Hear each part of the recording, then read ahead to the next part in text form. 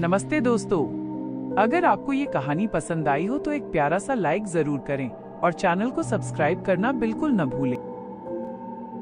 मालती, तुम मुझे इस कमरे में बंद क्यों कर रही हो? मुझे इस कमरे में नहीं रहना। मुझे इस कमरे के बाहर निकलना है। दरवाजा खोलो मालती। पता नहीं उस अदृश्य आवाज में मालती पर क्या जादू किया था।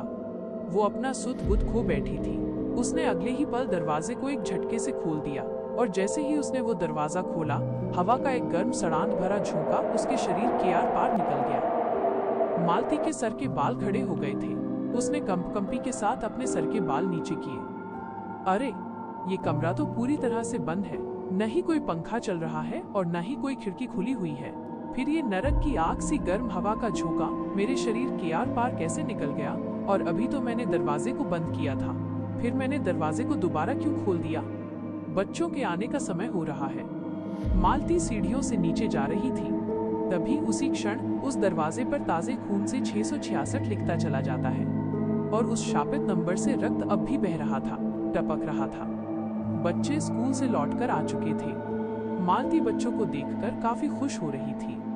दोनों बच्चे भी काफी खुश नजर आ रहे थे। चूंकि दोनों का एक ही स्कूल में एडमिशन हुआ था, इसलिए दोनों एक साथ ही घर लौटे थे।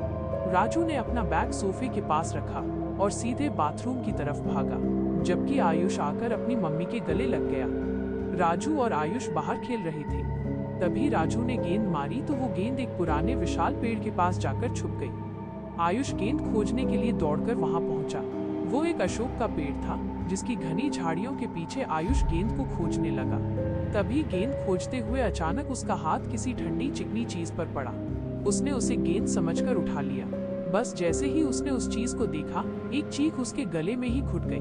उसने डर के मारे उसे दूर फेंक दिया और दौड़कर भैया के पास आ गया। वहां एक डरावनी सी काली और फटी गुड़िया है।